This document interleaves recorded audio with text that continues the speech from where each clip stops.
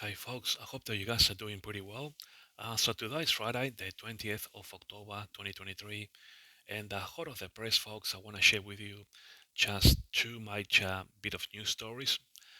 The first one is coming out of Newsweek 90, if you like.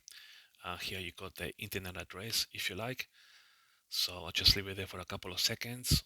You can always rewind the video and hit the pause button and get onto this bit of news story. Highly important, folks.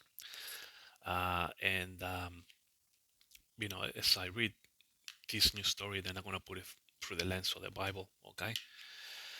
Now, let's see what it says here, folks. Israeli official issues warning to Putin on Russian state TV. Okay. So if I scroll down here, it says an Israeli politician issued a warning to Russian President Vladimir Putin amid the ongoing wars in Israel and Ukraine. Amir Whiteman, the head of the Libertarian Caucus in Israel's Likud party, appeared on Russia's state-run RT News network this week and spoke about fighting between Israel and Hamas militants as well as Russia's war with Ukraine. While speaking about recent claims relating to Al-Ahli Hospital in Gaza City, Whiteman criticized Russia, saying that we are going to finish this year. We are going to win because we are stronger. After this, Russia will pay the price. Believe me, Russia will pay the price. So this is huge news, folks. Think about Ezekiel 38, 39. Now, let's read on. Russia is supporting the enemies of Israel. Russia is supporting Nazi people who want to commit genocide on us, and Russia will pay the price. Whiteman said, we are going to win this war. Afterwards, we are not forgetting what you are doing. We are not forgetting. We will come. We will make sure Ukraine wins. We will make sure that you pay the price for what you have done as Russia. Wow. This is huge, folks. We will make sure that you pay the price for what you have done, you as Russia. Wow. I'm just wondering, folks, could this be, the hook in the jaws of Ezekiel 38?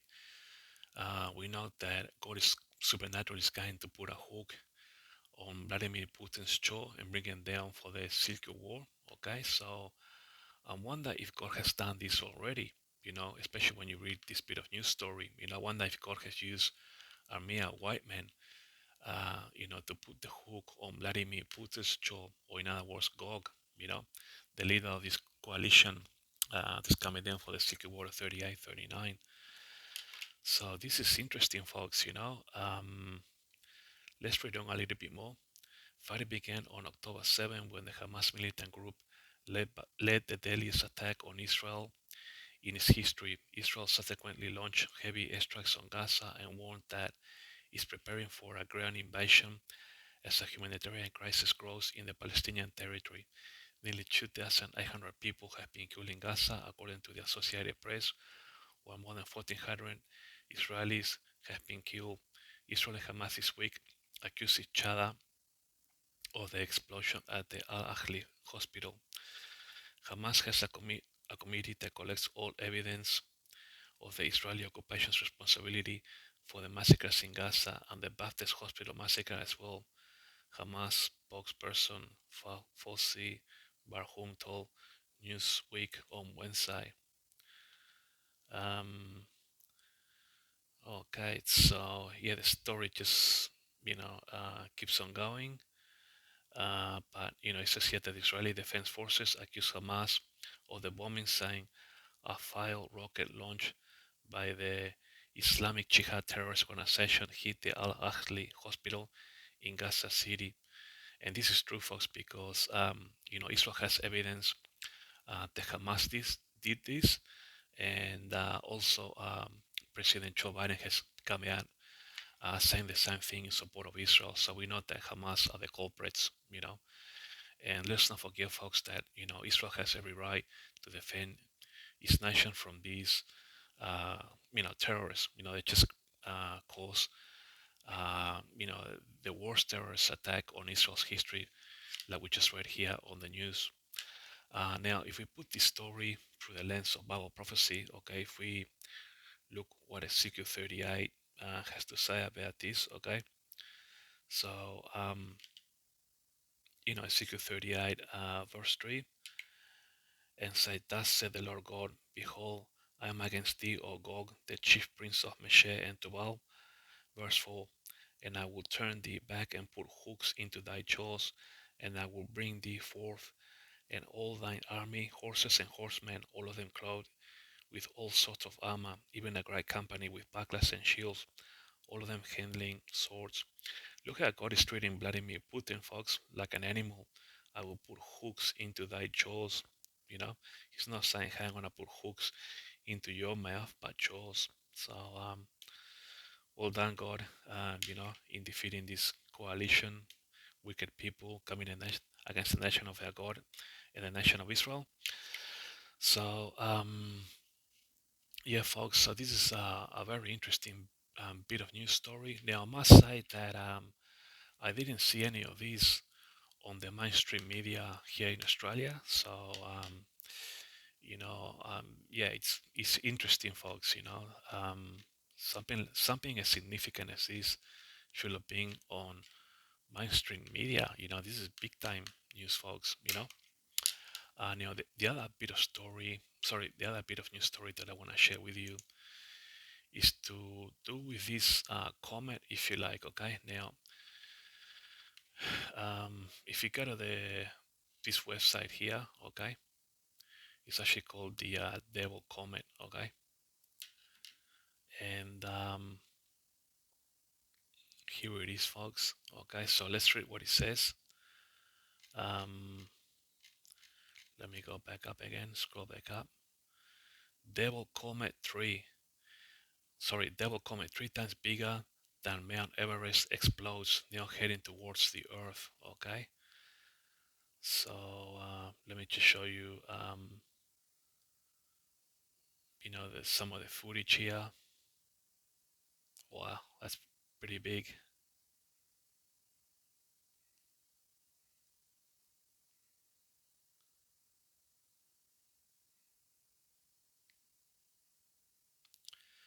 All right, let's just scroll down here, folks, and get into the news here.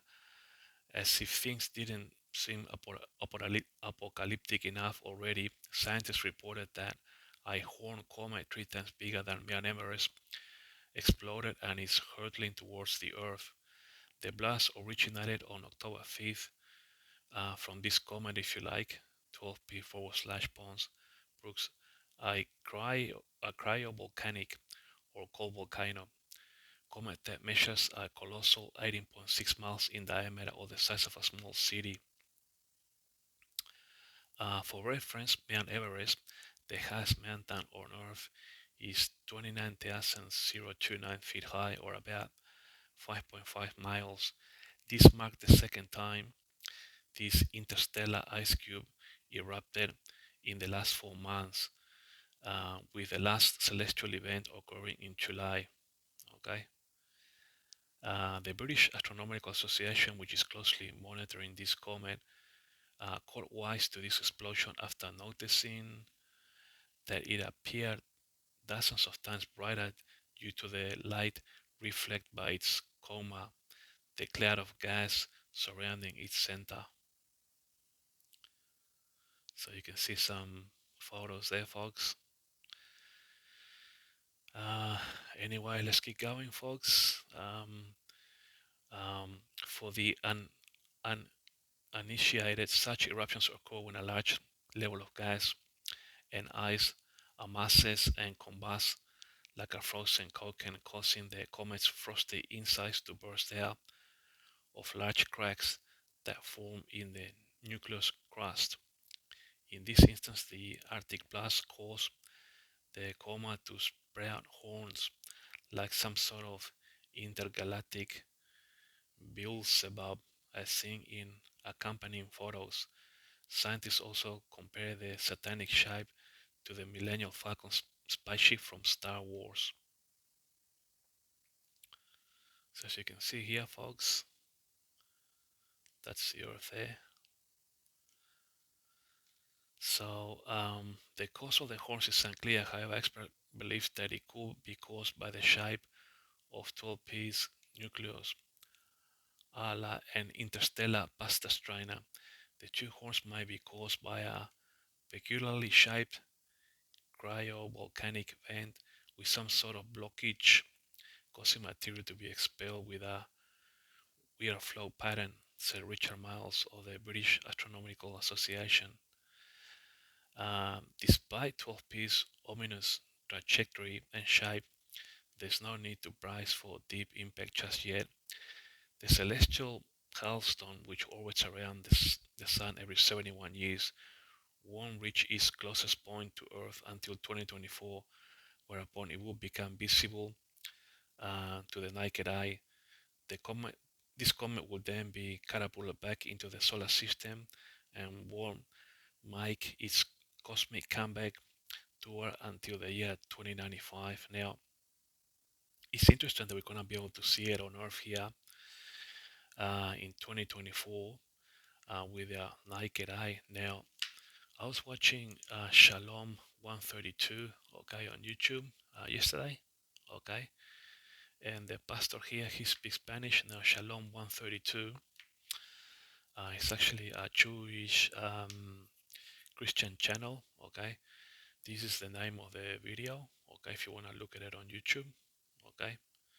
Shalom 132, recta final 116b, aumenta el conflicto en Israel. He's saying here that the conflict in Israel is getting bigger, and the prophecies are, coming to pass. He was talking about, of course, Matthew 24, with the rumors of wars and things like that. And here he's actually talking about the story that I just have been talking about, about this comet called Diablo. Okay, now one of the things that he made, okay, or one of the points that he made is that perhaps this could be, that Wormwood on Revelation 8. Okay, so let us go to Revelation 8, if you like, and we can have a look at verse um, 10 and 11. If I can get this cell phone to focus, okay. And it says here, and the third angel sounded, and there fell a great star from heaven, okay, burning as it were a lamp, and it fell upon the third part of the rivers and upon the fountains of water. And the name of the star is called Wormwood, and the third part of the waters became wormwood, and many men died of the waters because they were made bitter. Okay, so the pastor here made a comment that perhaps, it could be to do with, Revelation 8, verse 10 and 11. But, he didn't say it's kind of like written on stone, we'll see, but it's interesting that he mentioned this story here. He was actually going through quite a lot of stories of what's happening, you know, uh, what has happened during the week. Just listen.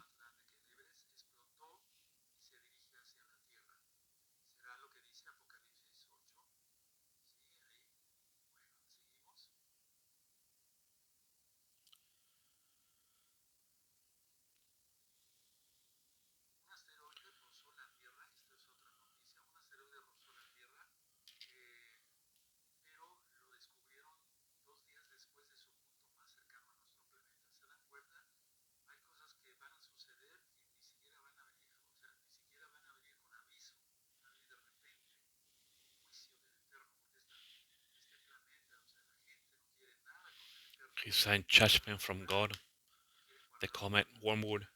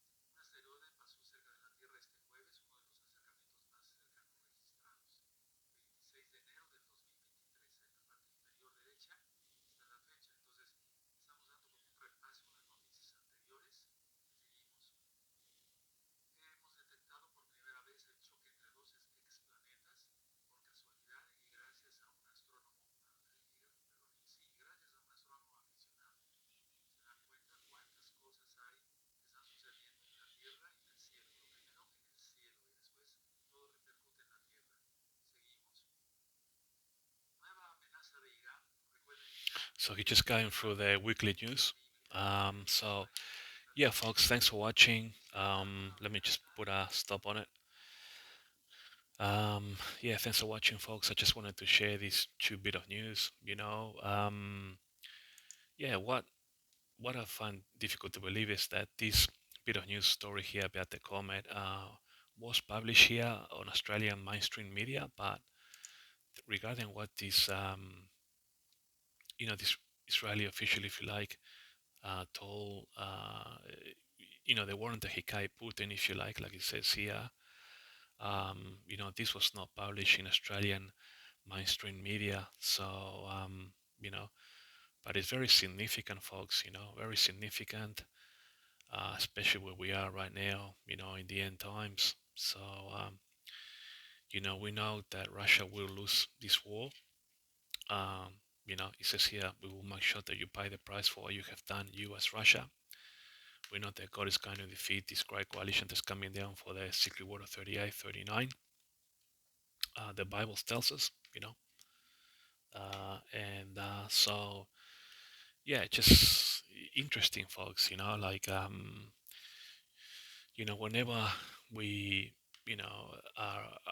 are, watching or reading news out there, we got to put the geopolitical through the lens of Bible prophecy and try and analyze all these things and try and find out where we are at, with Bible prophecy and things that are occurring in the geopolitical. All right, folks, thanks for watching, and I'll talk to you guys later.